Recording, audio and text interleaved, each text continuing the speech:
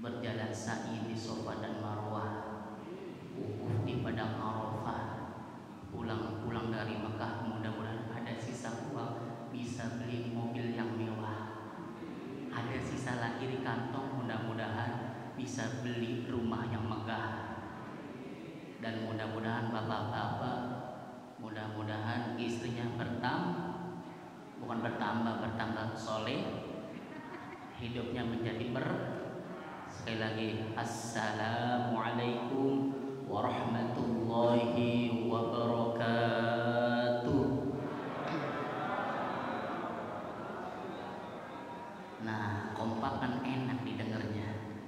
Alhamdulillahirabbil alamin, wassalatu wassalamu ala asyrafil anbiya'i wal mursalin wa ala alihi wa sahbihi ajma'in. Asyhadu an la ilaha illallah wahdahu la syarika lah wa asyhadu anna Muhammadan abduhu wa rasuluhu la nabiyya ba'da. Allahumma fassalli wa sallim wa barik ala sayyidina wa habibina wa syafi'ina wa maulana Muhammadin wa ala alihi wa sahbihi ajma'in, amma ba'du. Wa qala ta'ala fil Qur'anil Karim wa huwa asdaqul qailin.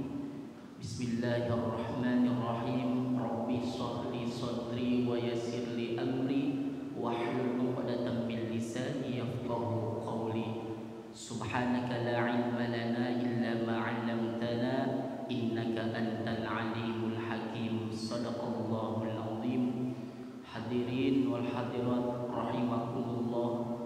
Pertama-tama marilah kita panjatkan puja puji syukur kepada Allah Subhanahu wa taala yang telah memberikan bermacam-macam nikmat kepada kita. Alhamdulillah, pada pagi hari ini di mana-mana jam segini itu enaknya molor. Tapi alhamdulillah hadirin wal hadirat sudah bisa melangkahkan kaki kita dari rumah kita masing-masing. Mudah-mudahan dicatat amal kebaikan di sisi Allah Subhanahu wa taala. Amin. Dan mudah-mudahan perkumpulan kita di pagi hari ini senantiasa mendapat ridha dari Allah Subhanahu wa taala. Amin ya rabbal.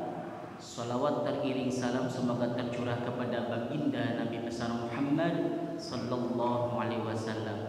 Hadirin wal hadirat rahimakumullah, sebelum saya menyampaikan sedikit tentang beberapa kajian pada pagi hari ini, saya mohon maaf pada minggu yang lalu juga ban serep lagi, sekarang ban serep lagi. Yang namanya ban serep kata Ustaz Dedi apa? Mohon maaf, nama ban serep tidak seperti bagus seperti ban utama. Oleh karena itu, apabila ada penyampaian saya kurang pas, ada kurang yang berkenan, mohon maaf. Intinya saya di sini jangan sampai pengajian bubar, itu intinya. Ya, karena apa? Karena kita niat dari rumah menuju masjid, orang yang dari rumah untuk menuntut ilmu, bahwasanya kita perkumpulan begini itu salah satunya dalam kitab diterangkan bahwasanya kita dihapus, ditipek, dijebek sama Allah semua dosa yang kita miliki. Tuh enak banget kalau orang niatnya nuntut ilmu, sudah dijamin sama Allah bahwa yang manusia yang memiliki dosa dihapus semua dosa yang kita miliki. Tibang niat doang pengen datang ke masjid, pengen ngaji, tiba-tiba gurunya nggak datang, tuh udah dicatat sama Allah, dihapus segala dosanya karena kita pengen nuntut ilmu. Subhanallah, ya kan? Jadi saya di sini kultum, bukan kuliah 7 menit, kuliah tunggu makan. Kultum, kuliah tunggu makan. Sebentar lagi kita habis ini makan. Ya, jadi saya mah penggandanya kultum. Jadi perkumpulan kita pada pagi hari ini, insya Allah salah satunya fadilahnya yaitu Allah hapus, Allah tipek segala dosa-dosa yang kita miliki. Subhanallah. Yang kedua, ketika kita niat untuk mencari ilmu, menuntut ilmu adalah salah satunya fadilahnya yaitu seperti halnya pahala orang yang melakukan sholat 1000 sholat sunnah. 1000 sholat sunnah. Barangkali di sini hadirin wal hadirat sudah pernah sholat sunnah 1000 rakaat?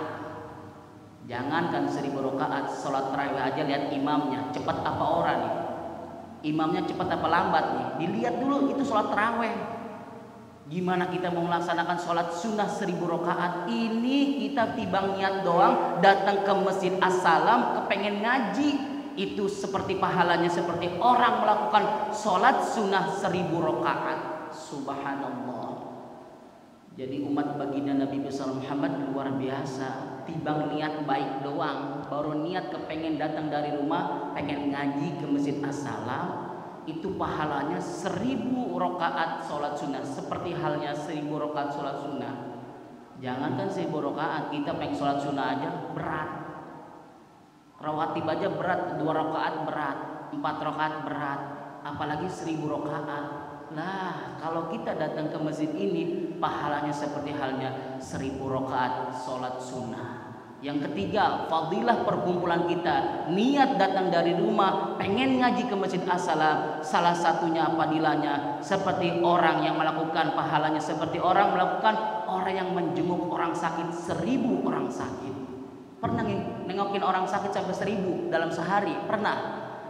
Satu orang sakit aja kayaknya berat nengokin, apalagi 1000. Subhanallah. Itu timbang niat doang, Bu. Pak, timbang niat doang pengen datang ke masjid, walaupun gurunya tidak hadir, tapi Allah sudah catat. Masya Allah. Kita duduk di sini, insya Allah tidak akan menjadi sia-sia, tetap manfaat di sisi Allah. Tuh, jadi manfaat yang ada 3 fadilah. Salah satunya orang yang menuntut ilmu di majlis taklim, datang duduk di majlis taklim, dengerin gurunya ceramah, dengerin gurunya kajian, ada 3 fadilah. Yang pertama, dihapus dosanya. Yang kedua, diberikan pahala seperti orang melakukan sholat sunnah 1000 rakaat. Dan yang ketiga, seperti pahalanya seperti orang menjenguk orang sakit 1000 orang sakit. Masya Allah, timbang duduk doang dengerin enak sambil lende kan, apa sambil apa tuh? Jider, ngaji sambil nyender, ya kan? Jider, ngaji sambil nyender, jiping, ngaji sambil nguping, enak bener. Itu pahalanya luar biasa. Hadirin wal hadirat rahimakumullah. Jadi saya mah di sini ya tidak panjang kalam, yang penting saya keisi di sini. Yang penting Bapak dan Ibu tidak pulang dari tempat ini, biar kita dapat pahala di sisi Allah yang luar biasa. Pengen jadi orang yang pahala di sisi Allah yang luar biasa? Pengen Bu. Kalau ditanya semua rata-rata pengen masuk surga, pengen Ustadz, semuanya pengen masuk surga, keinginan pengen masuk surga semuanya kalau ditanya. Saya yakin orang-orang di sini senantiasa selalu menjaga sholat, selalu menjaga sholat 5 waktu, bahkan selalu menjaga sholat sunnah. Saya yakin orang-orang di sini dari wajah-wajahnya saya sudah kelihatan ahlul ibadah semuanya. Amin. Salah satunya orang yang sholat itu menjaga sholat. Bahkan saya pernah belajar tentang orang yang meninggalkan sholat, membatalkan sholat. Ada beberapa orang dibalas sama Allah dalam surah Al-Hajj ayat 47. Di sana dikatakan orang yang meninggalkan sholat dengan sengaja, dia akan disiksa sama Allah 1 hari di neraka. Tahu 1 hari neraka berapa hari di dunia? 1000 hari di dunia. Perbandingan antara dunia sama akhirat, 1 hari di akhirat, 1000 hari di dunia. Luar biasa Bu. Kalau kita ninggalin sholat 1 waktu, Allah siapkan neraka baginya 1 hari diajar kita di sana. Dalam surah Al-Hajj ayat 47. Yang kedua, orang yang meninggalkan sholat dengan sengaja dalam surah Al-Fat ayat 29, Muhammadur Rasulullah walladzina amanu ma'ahu asyidda'u 'alal kuffari ruhama'u bainahum tarahum ruk'an sujada. Tanda ciri-ciri umat baginda Nabi besar Muhammad salah satunya diantaranya dilihat dari ruku dan sujudnya. Kalau orang yang sering ruku dan sujud pasti sholat. Bahkan orang yang di situ dikatakan orang yang meninggalkan sholat dengan sengaja di hadapan Allah kafir. Subhanallah, jangan main-main dengan sholat. Di hadapan Allah kafir, Bu. Kita di sini Islam, di dunia kita Islam, ngaku-ngaku Islam. Karena kita sering meninggalkan sholat dengan sengaja, di hadapan Allah jadi kafir. Na'udzubillah min dzalik. Bahkan kata Nabi, antara kekafiran dan keislaman dilihat dari sholatnya. Dilihat dari sholatnya. Antara kekafiran dan keislaman dilihat dari sholatnya. Begitu penting sholat, Pak.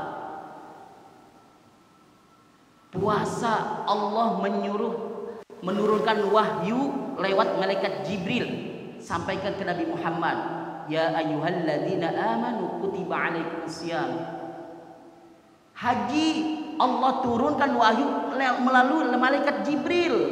Zakat, Allah turunkan wahyu melalui malaikat Jibril, disampaikan kepada Nabi Muhammad. Tapi sholat, Allah tidak menyuruh langsung lewat malaikat Jibril, tapi Allah panggil langsung baginda Nabi besar Muhammad SAW. Sholat begitu penting. Kalau kita atasan kita manggil, tapi kita atasannya lewat ajudan, biasa-biasa aja, nggak begitu takut-takut amat. Tapi kalau atasan kita langsung manggil, beda perasaan. Rasa takut ada, gitu. Tapi ini Allah langsung manggil baginda Nabi Muhammad, karena sholat itu penting. Peristiwa Isra dan Mi'raj, ketika Rasulullah melakukan peristiwa Isra dan Mi'raj, Rasulullah mendapatkan perintah sholat 5 waktu dan Allah langsung memanggilnya. Beda dengan yang lain, ibadah lain. Puasa lewat malaikat Jibril, zakat lewat malaikat Jibril, haji lewat malaikat Jibril, tapi sholat tidak lewat malaikat Jibril, langsung Allah panggil kepada baginda Nabi besar Muhammad SAW. Begitu pentingnya sholat, Bu. Yang ketiga, orang yang membatalkan sholat dengan sengaja. Ketika Rasulullah SAW berkhutbah di hadapan sahabat, lalu ada anak muda berdiri dan menangis. Rasulullah langsung menanyakan, wahai anak muda, kenapa engkau menangis? Kata anak muda berkata, ya Rasulullah, gimana saya nggak mau nangis ya Rasul? Saya sedih. Sekampung nggak ada yang mau nyolatin bapak saya. Bapak saya meninggal. Emang kenapa? Kata Rasul, kalau sekampung tidak ada yang nyolatin bapakmu, sekampung akan dosa semuanya. Kata anak muda tersebut, gimana mau nyolatin ya Rasul? Bapak saya berupa wujud yang tadinya manusia jadi babi. Rasulullah langsung berhenti khutbahnya dan Rasulullah langsung minta ayahandanya. Akhirnya sudah di suatu tempat di depan ayahandanya, betul, ternyata jenazahnya bukan manusia, jadi babi. Langsung Rasulullah mengangkat kedua tangannya minta sama Allah biar agar ini jenazahnya berubah jadi manusia. Seketika itu juga langsung berubah wujud jadi manusia. Langsung Rasulullah menyolatkan, mengafani, langsung dibawa ke liang kubur. Sudah dimasukkan ke liang kubur sama Rasulullah, diangkat. Kenapa itu jenazah berubah lagi jadi babi? Mau enggak mau Rasulullah terpaksa langsung dimasukkan ke liang kubur. Selesai menguburi, langsung Rasulullah menemui anak muda tadi. Wahai anak muda, sini, saya mau tanya, kenapa ayah kamu sampai bisa begini, bisa jadi babi? Kenapa? Anak muda begini mengatakan, ya Rasulullah, demi Allah, sejak saya tinggal bareng sama bapak saya tidak pernah melihat bapak saya sholat. Tuh, hati-hati Pak, kita di dunia wujudnya manusia. Ketika kita sengaja dengan meninggalkan sholat, Pak, boleh jadi kisah tadi, bahkan itu kisahnya kisah soheh, badan kita yang tadi manusia berubah jadi babi. Lantaran apa? Lantaran kita di dunia sengaja meninggalkan sholat. Subhanallah. Itu Rasulullah langsung mengatakan, jangan sampai kita meninggalkan sholat dengan sengaja. Kemudian ada pembalasan orang-orang yang meninggalkan sholat dengan sengaja. Ketika itu ada utusan dari neraka jahanam namanya Sujratul Arqam. Sujratul Arqam ini dia ular, semacam ular yang badannya satu, kepalanya jutaan. Badannya satu, kepalanya jutaan. Ketika itu ular mengatakan kepada jenazah, saya diutus dari neraka jahanam. Saya bertugas ketika Anda sudah masuki ke liang kubur, saya akan melilit Anda sampai datangnya hari kiamat. Namanya Sujratul Arqam, ular yang badannya satu, kepalanya banyak. Tugasnya melilit manusia yang sengaja meninggalkan sholat selama hidup di dunia. Sampai kapan itu dilepasnya? Sampai datangnya hari kiamat baru dilepas ikatannya. Subhanallah, jangan main-main sama sholat itu. Ibu bapak nggak puasa tetap Islam. Ibu bapak tidak zakat tetap Islam. Ibu bapak tidak haji tetap Islam. Tapi ibu bapak tidak sholat jadi kafir di hadapan Allah Subhanahu wa ta'ala. Insyaallah, ini sebegitu pentingnya sholat. Jangan tinggalin sholat, jangan ngeremeh-remehin sholat. Ular namanya ular Sujratul Arqam. Yang selanjutnya pembalasan orang yang meninggalkan sholat dengan sengaja. As-salatu imaduddin, as-salatu miftahul jannah, as-salatu miftahul khair. Sholat adalah tiang agama. Sholat adalah kunci surga. Sholat adalah kunci kebaikan. Ketika dikumpulkan di padang mahsyar sama Allah, kita sudah meninggal dunia menghadap Allah. Kata Allah, nih si fulan, hamba sini, hambaku sini. Kata Allah mengatakan, sini hambaku, nih puasa kamu, nih zakat kamu, nih sedekah kamu, nih amal soleh kamu. Saya minta kuncinya, mana kuncinya? Hambaku menjawab, ya Allah, saya tidak punya kunci ya Allah. Maka Allah mengatakan, kalau Anda tidak mempunyai kunci, maka Anda tidak bisa menikmati amalan-amalan selama di dunia ini. Anda cuma bisa melihat saja karena kuncinya, passwordnya nggak punya. Tuh. Jadi sholat itu kunci menuju surga. Insyaallah. Ada waktunya hayya 'alas shalah, hayya 'alas shalah. Kita santai. Selama ini kita di dunia, selama kita sholat kita minta ya Allah, berikan kami kemudahan ya Allah. Ya Allah, apabila hajat kami belum dikabul, ya Allah kabulkan segala hajat kami ya Allah. Minta sama Allah, minta semua dunia dan seisinya. Ketika Allah hayya 'alal falah, sini saya kabul, sini hayya 'alal falah. Itu artinya hayya 'alal falah, segala permohonan kita akan dikabul sama Allah. Maknanya aslinya. Cuman kita mengabaikan, Allah manggil mengabaikan. Hayya 'alal falah, nanti dulu baru juga hayya 'alal falah. Padahal kata Allah, sini doa kamu saya kabulkan, sini entar aja. Tuh, masya Allah, Allah sudah disiapin segala permohonan kita, doa-doa kita. Tapi kita mengabaikan, nanti dulu dah, nanti keburu mati, entar keburu terlantar. Sok-sok keburu bosok. Insyaallah, begitu pentingnya sholat Bu. Yuk, ini buat muhasabah dari pribadi saya dan umumnya kepada para jemaah sekalian. Sholat itu penting. Kita yakin semua di sini pasti menjawabnya, siapa yang nyiptain dunia dan seisinya? Pasti semua jawabannya Allah. Tapi kenapa yang mempunyai, yang nyiptain, kita tidak pernah dekati, malah kita jauhi.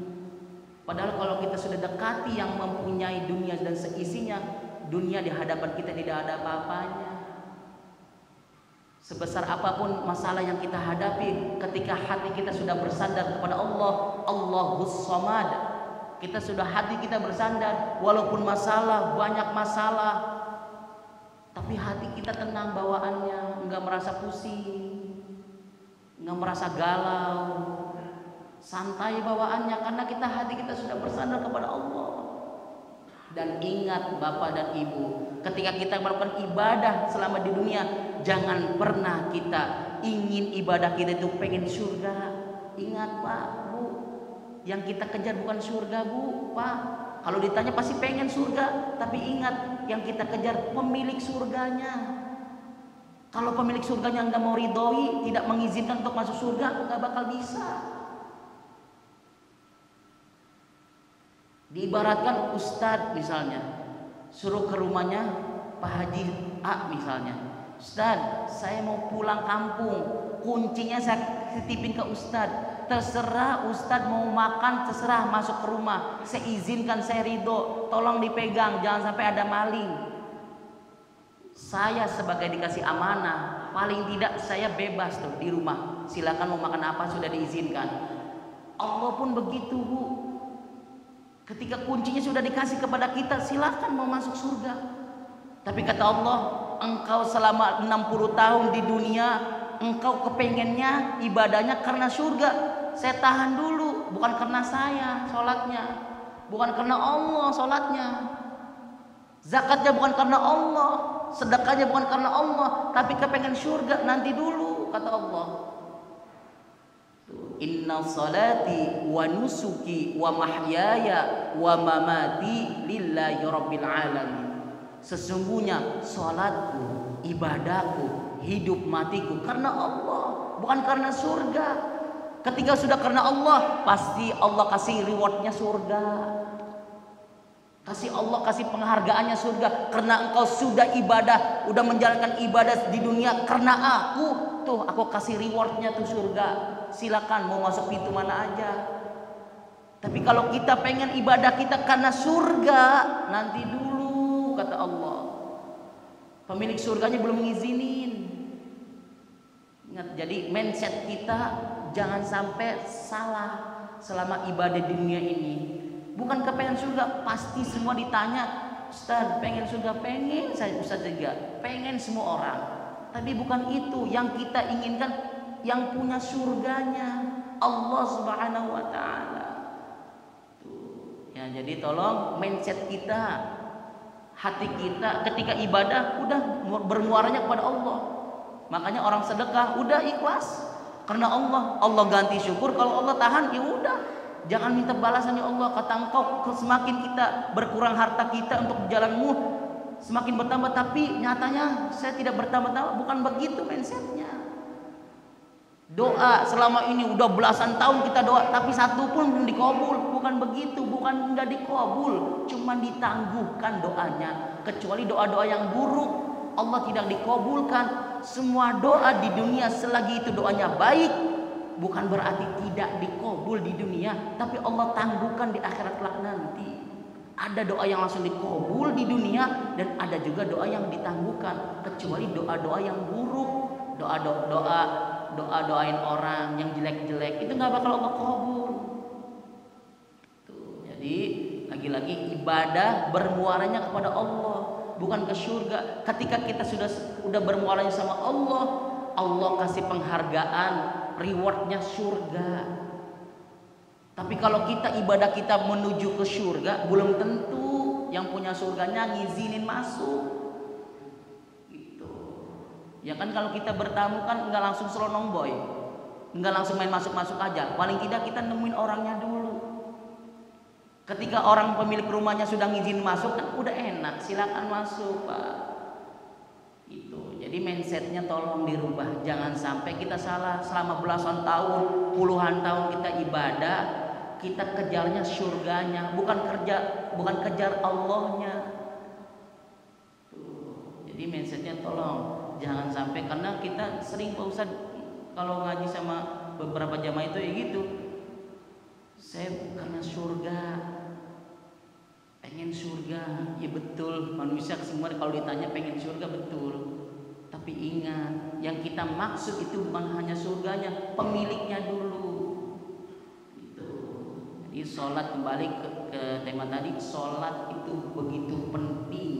Saking pentingnya sholat, langsung Allah panggil kepada baginda Rasulullah, tidak melalui malaikat Jibril. Saking pentingnya, mari kita, anak-anak kita ajak ke masjid. Ustaz, anaknya berisik, biarin, dengan penting mahabbah ke masjid dulu, cinta ke masjid.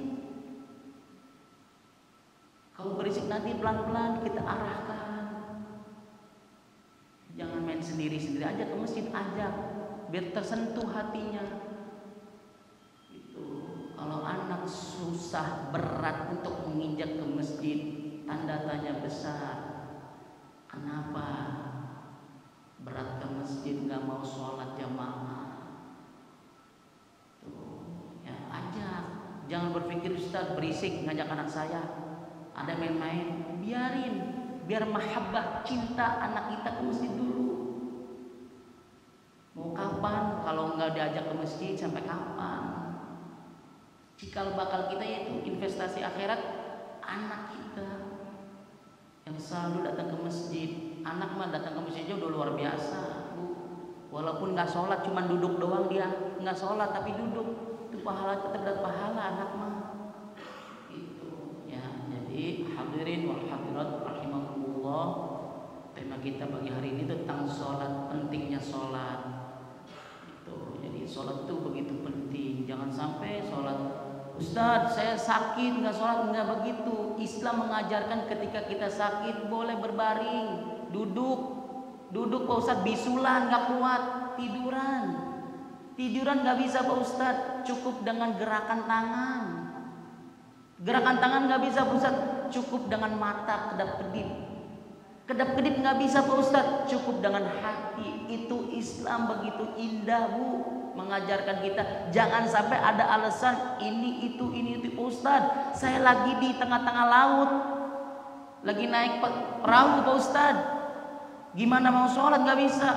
Bebas arahnya, yakin kemana boleh, mudorot itu boleh, tetap sholat. Di pesawat aja kita mau umroh tetap sholat. Apa tahu posisi kiblatnya, tetap kita yakin, ikutin aja pesawat. Nggak ada alasan untuk ninggalin sholat, nggak ada.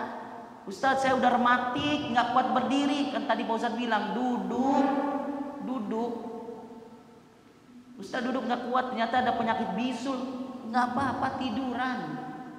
Itu saking pentingnya tuh Islam mengatur, jangan sampai kita ada alasan tidak selalu nggak ada alasan tuh.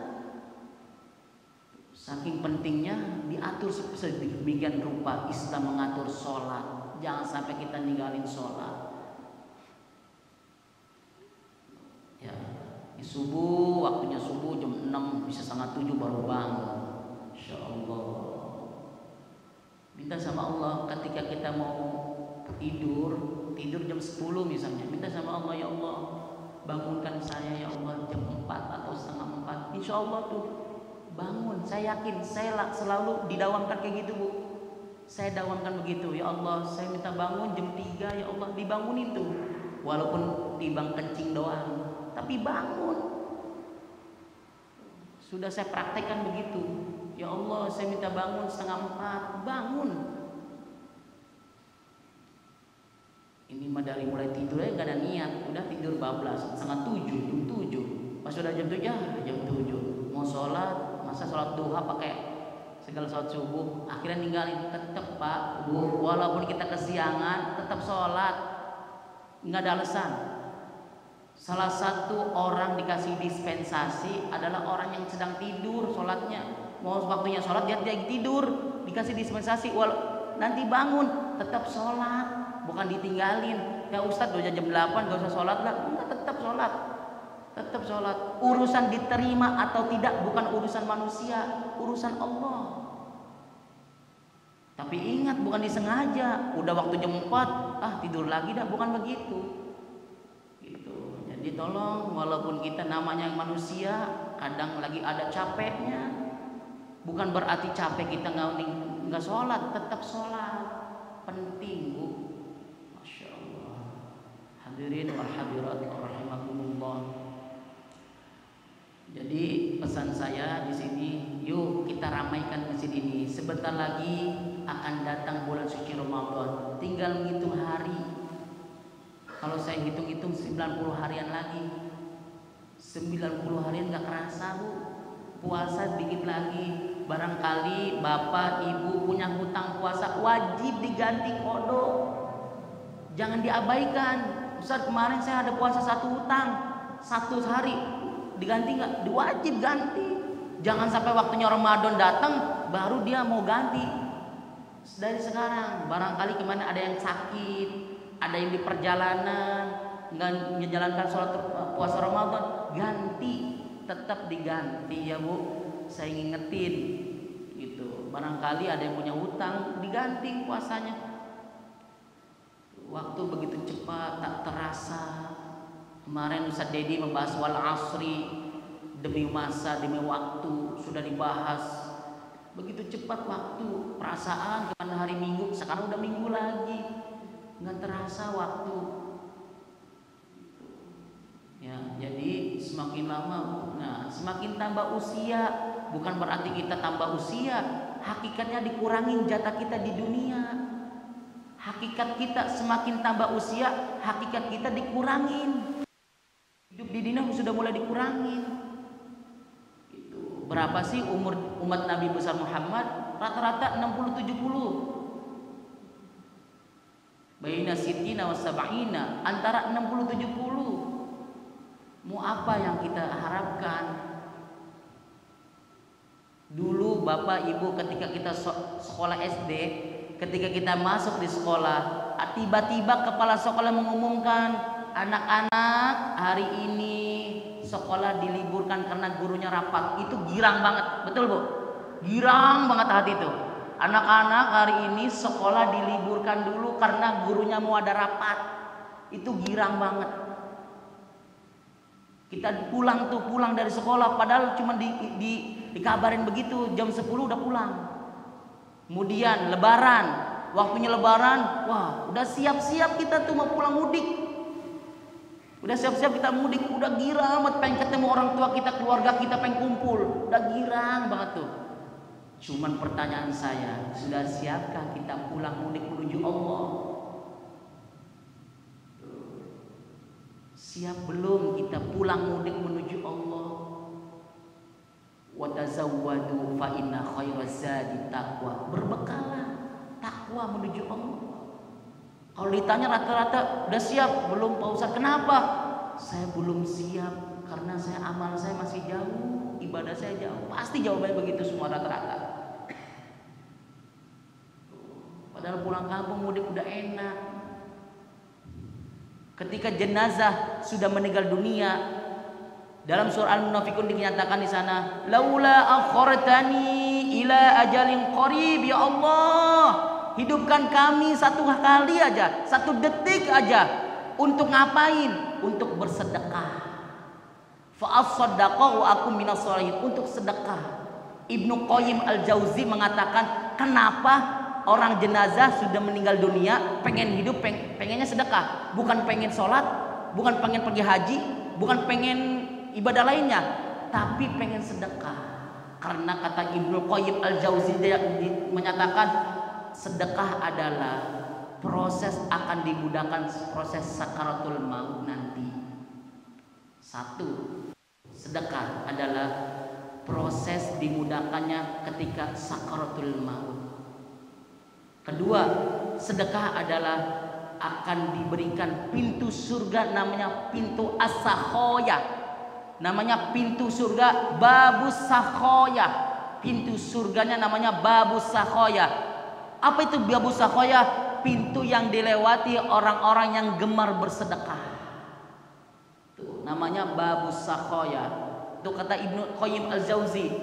Kenapa orang yang sudah meninggal dunia pengen hidup kembali, pengennya sedekah? Jawabannya kata Ibnu Jauzi, sedekah adalah akan dimudahkan proses sakaratul maut. Yang kedua adalah sedekah akan diberikan pintu babus sakhoya di surga nanti. Yang ketiga adalah dengan sedekah kita akan diberikan lampu penerang di alam kubur nanti. Tuh, dengan sedekah. Kemudian kenapa harus sedekah? Karena sedekah adalah di yaumil hisab nanti Proses yang paling lama adalah proses tentang penanyaan harta. Dari mana kau didapat? Untuk apa kau didapat? Ibarat orang, Bu, kalau mengenai yaumul hisab, mengenai harta, ibarat orang, ibu sedang belanja di mall. Belanja di mall 2 troli. Belanjanya 2 troli, bukan dua biji ya, 2 troli. Itu proses di kasirnya pasti lama, Bu. Ketimbang orang yang beli cuma beberapa doang, beberapa item. Kayak misalnya berapa Indomie, berapa biji. Cuman begitu dong, lebih cepat daripada ibu beli troli. Nanti di yaumil kiamat nanti pun begitu, Bu. Semakin banyak hartanya yang kita miliki, itu semakin lama proses yaumil hisabnya. Tapi ingat, ketika kita mempunyai harta, ingin dipermudah proses hisabnya, yang tadi Ibnu Qayyim Al-Jauzi mengatakan shadaqah fa as-sadaqah wa aku minas sholihin, bersedekah beruntunglah. Kemudian sedekah adalah tanda orang yang diterima amal ibadahnya sama Allah adalah orang yang gemar sedekah. Kata Ibnu Qayyim Al-Jauzi menyatakan sedekah adalah tanda orang diterima amal ibadahnya sama Allah, dia gemar sedekah. Subhanallah. Orang sudah meninggal dunia pengen hidup lagi. Laula akhartani ila ajalin qarib, ya Allah, saya minta hidup 1 detik aja, pengen sedekah.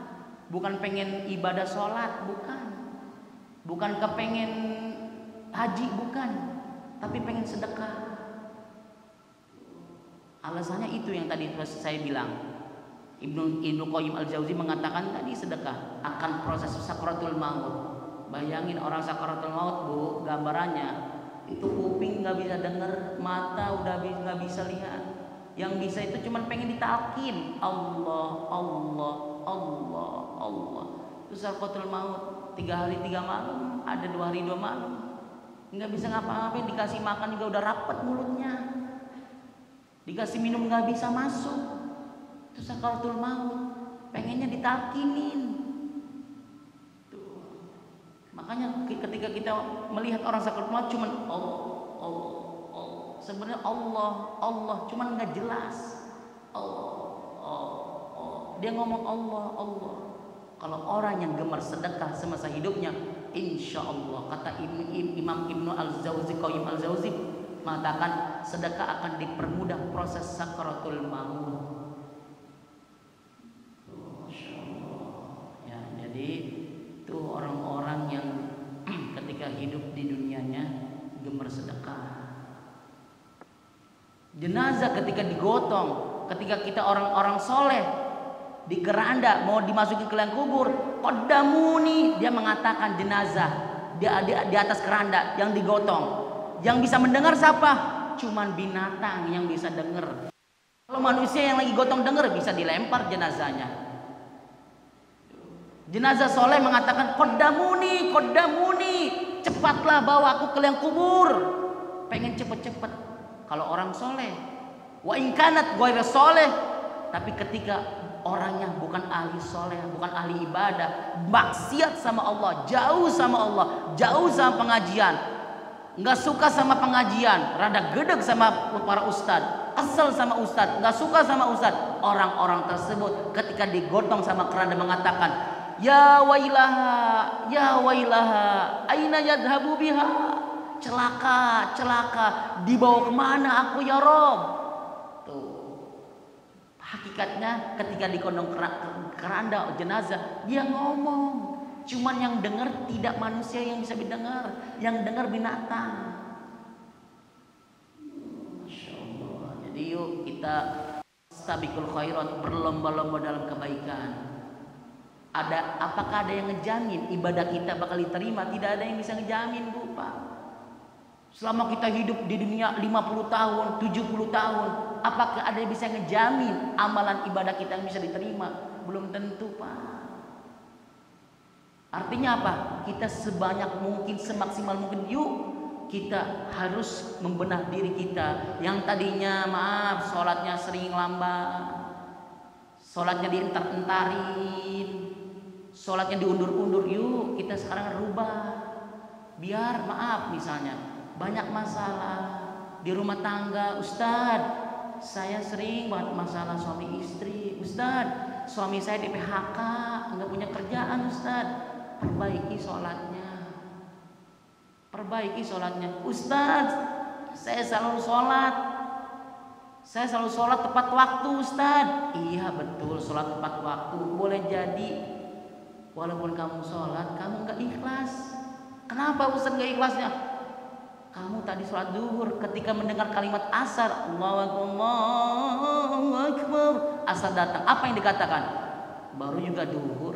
Tuh, tanda dia kayak gak ikhlas datangnya sholat asar. Tuh. Jadi yuk perbaiki amalan kita. Tidak ada yang bisa ngejamin puasa kita bakal diterima atau tidak, zakat kita bakal diterima atau tidak, sholat kita diterima atau tidak. Tidak ada yang bisa ngejamin. Artinya apa? Kita masih semaksimal mungkin aja berusaha. Udah, urusan itu urusan Allah. Serahkan kepada Allah. Lurusin niat kita. Inna sholatinya dilurusin. Inna sholati jangan diucapin doang. Ketika sholat itu jangan diucapin doang. Di hati diterapin. Inna sholati wa nusuki wa mahyaya wa mamati lillahi rabbil alamin. Sesungguhnya sholatku, hidup matiku, ibadahku karena Allah. Semuanya dipasrahkan. Anak bandel pasrahin sama Allah, tawakal, puasain kalau bisa mah. Anak bandel dimarah-marahin. Kalau anak bisa ngomong begini, kalau dimarahin doang mah udah nggak usah diciptain di sini. Gitu. Jadi anak-anak bandel doain, sering-sering banyak doa minta sama Allah. Kita jarang datang ke masjid, jarang sholat, mau gimana mau doa. Sholat itu as-sholatu ad-doa. Sholat menurut bahasa artinya doa. Sholat menurut bahasa artinya doa. Banyak doa kandungannya. Ketika kita duduk di antara dua sujud, Rabbighfirli warhamni wajburni warfa'ni warzuqni wahdini wa'afini wa'afani. Doa semua itu Rabbighfirli, ya Allah ampunilah dosaku. Warhamni, ya Allah kasihilah aku. Wajburni, ya Allah tutuplah segala aib-aibku. Warfa'ni, ya Allah angkatlah derajatku. Warzuqni, ya Allah berikan rizkimu kepadaku. Wahdini, ya Allah berikanlah petunjuk kepadaku. Wa'afini, ya Allah berikan kesehatan untukku. Wa'fu'ani, ya Allah ampunilah segala dosa-dosaku. Itu doa semua Pak kalau kita pahami. As-sholatu ad-du'a. Sholat menurut bahasa artinya doa. Orang yang sering sholat berarti orang yang sering doa. Orang yang jarang doa, orang yang takabur. Allah nggak suka sombong kalau orang nggak pernah doa. Kalau orang yang sering sholat berarti dia sering doa, minta sama Allah. Tuh. Ya jadi tolong yang sholatnya males-males, yuk kita perbaiki sholatnya. Tuh. Ya kalau sholat pasti wudhu. Sedangkan orang wudhu min asalil wudhu. Nanti akan ada sisa-sisa wudhu, cahaya wajah kita. Walaupun di dunianya wajah kita hitam, di akhirat kita akan mengkilap, bersinar. Karena apa? Karena sering wudhu. Kalau orang wudhu pasti sholat.